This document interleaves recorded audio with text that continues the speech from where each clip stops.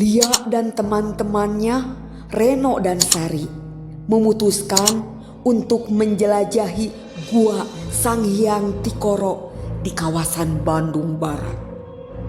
Gua ini terkenal sebagai tempat mengalirnya Sungai Citarum yang hilang ke dalam perut bumi. Selain cerita geologinya yang unik, gua ini juga menyimpan kisah mistis tentang makhluk tak kasat mata yang menjaga tempat itu. Katanya kalau kita terlalu banyak bicara di dalam gua, penjaganya akan marah, ujar Sari dengan nada menggoda. Reno tertawa. Ah, itu cuma mitos. Penjaga? Apa kita sedang syuting film horor? Namun Lita merasa tak nyaman. Ada sesuatu yang membuat bulu kuduknya meremang sejak mereka mendekati gua. Begitu masuk ke dalam gua, suasana berubah drastis. Udara dingin menyelimuti mereka dan suara gemuruh air sungai terdengar menggema di seluruh gua. Cahaya matahari perlahan menghilang, digantikan oleh kegelapan yang pekat. Jangan jauh-jauh, ujar Lita dengan suara pelan. Tiba-tiba Reno berteriak, "Lihat ini!" Ia menunjuk sebuah ukiran kuno di dinding gua. Ukiran itu menggambarkan sosok manusia yang setengah tubuhnya adalah ular. "Ini pasti legenda penjaga gua," kata Reno sambil menyalakan senter ke arah ukiran. Namun saat cahaya senter mengenai ukiran itu, terdengar suara gemuruh keras. Tanah di bawah mereka bergetar, membuat Sari hampir jatuh.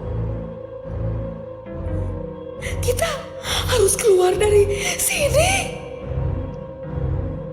ujar Lita panik. Tapi jalan keluar yang mereka lewati tadi seperti menghilang. Lorong yang mereka lalui menjadi bercabang dan mereka tak bisa mengingat jalan mana yang benar.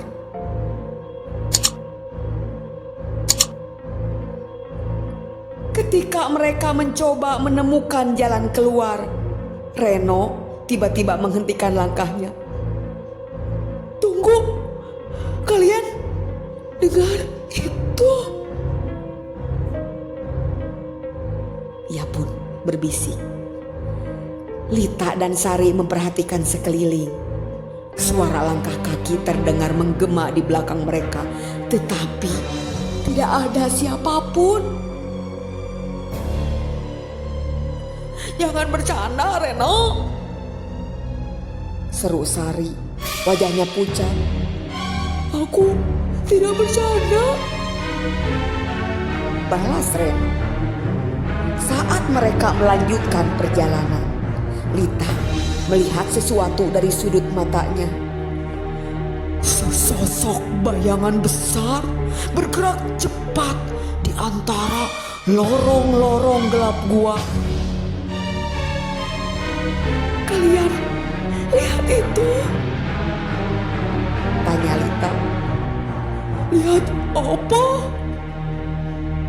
Reno menoleh, tapi bayangan itu sudah menghilang. Mereka akhirnya sampai di sebuah ruangan besar di dalam gua dengan stalaktit dan stalagmit menjulang seperti gigi raksasa.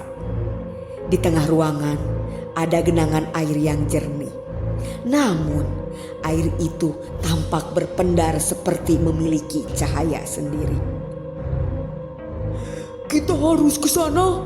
Mungkin itu jalan keluar, ujar Reno sambil melangkah mendekati genangan air. Jangan, aku punya firasat buruk, cegah Lita. Namun Reno tetap mendekat. Begitu ia menyentuh air itu, suara gemuruh kembali terdengar. Air dari genangan itu bergerak seperti hidup, membentuk pusaran besar. Dari pusaran air muncul sesosok makhluk. Tubuhnya besar, kulitnya bersisik seperti ular, dengan kepala menyerupai manusia. Matanya merah menyala, menatap mereka dengan tajam. Siapa yang berani mengganggu tempat ini? Suara makhluk itu menggema, terdengar seperti ribuan suara berbicara sekaligus. Sari menangis ketakutan.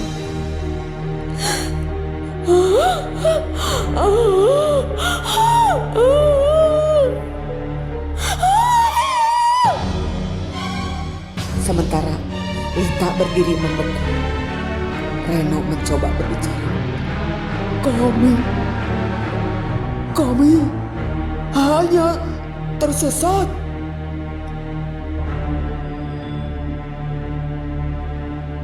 Tempat ini bukan untuk manusia. Pergi, atau kalian tidak akan pernah kembali. Tiba-tiba makhluk itu melompat ke arah Reno. Ia berhasil menghindar, tetapi makhluk itu tampak semakin marah. Lita yang merasa harus melakukan sesuatu mengingat sebuah cerita yang pernah ia dengar. Maafkan kami. Kami tidak bermaksud mengganggu. Kami hanya ingin keluar. Makhluk itu berhenti sejenak, menatap Lita dengan pandangan penuh kebencian. Kalian telah melanggar batas, tetapi aku akan memberi kalian satu kesempatan. Makhluk itu menunjuk ke arah genangan air. Masuk ke dalam air ini dan kalian akan menemukan jalan keluar. Tetapi ingat, jangan pernah kembali ke tempat ini. Tanpa berpikir panjang, mereka melompat ke dalam genangan air. Sensasi dingin menusuk tubuh mereka dan mereka merasa seperti ditarik oleh arus yang kuat. Ketika akhirnya mereka muncul di permukaan, mereka mendapati diri mereka berada di luar gua dengan langit malam di atas mereka. Apakah kita benar-benar selamat? Tanya Sari masih gemetar.